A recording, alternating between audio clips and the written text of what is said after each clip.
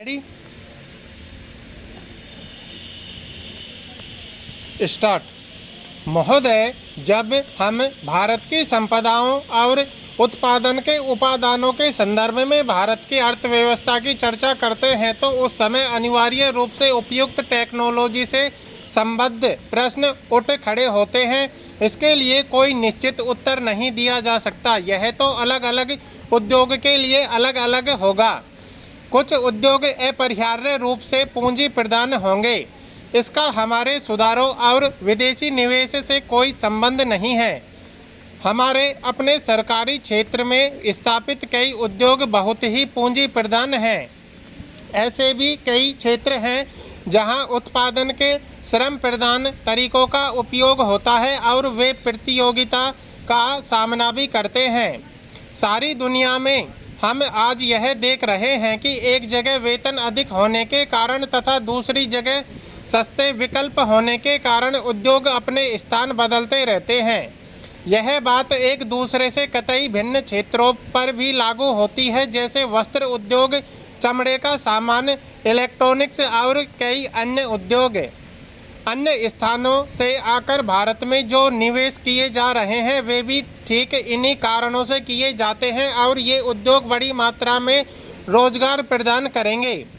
यह आर्थिक निर्णय लेने की स्वाभाविक प्रक्रिया का अंग होता है। ऐसा सोचना अनुभवहीनता ही कहा जाएगा कि भारत में पूंजी प्रदान उद्योगों की स्थापना लोग जानबूझकर करें, बिना इस बात पर विचार किए कि दोनों देशों में आक्षेपिक मूल्य और हमारे सुस्थापित तुलनात्मक लाभ क्या हैं। उसी के साथ जहां पूंजी प्रदान टेक्नोलॉजियां और उच्चतर उत्पादकता तथा वेतन साथ साथ चलते हैं, उनका हमें स्वागत करना चाहिए, उन्हें टालना नहीं चाहिए।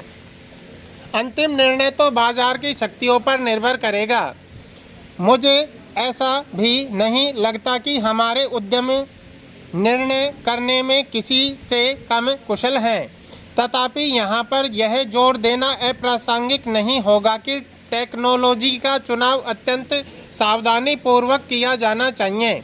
इस संदर्भ में विदेशी टेक्नोलॉजी का आयात करने वालों को देश में उपलब्ध टेक्नोलॉजियों की भी सावधानी पूर्वक जांच करनी चाहिए। सामान्य रूप से टेक्नोलॉजी का विलयन और अंगीकरण उतना महत्वपूर्ण नहीं होता जितना टेक्नोलॉजी को तैयार करने की क्षमता पैदा करना। हमारे पास क्षमताएं हैं और इस क्षेत्र में हमें अपनी संपदाओं का इष्टतम उपयोग करना चाहिए। वास्तव में तो अपने ही देश में विकास और अनुसंधान करने का स्थान और कुछ नहीं ले सकता। तभी हम प्रतियोगिताओं का लाभ उठा सकते हैं, विशेषकर उस स्थिति में जब अन्यत्र टेक्नोलॉजी में विकास बड़ी तेजी से हो रहा है और उनके पुराने पड़ने की दर भी बहुत ही ज़्यादा है। यह बात पूरी तरह स्वीकार की जाती है कि नियंत्रणों और परमिटों की प्रणाली से ईमानदारी का खात्मा हो जाता है। उदारीकरण प्रक्रिया का तात्पर्य इन नियंत्रणों को समाप्त करना है।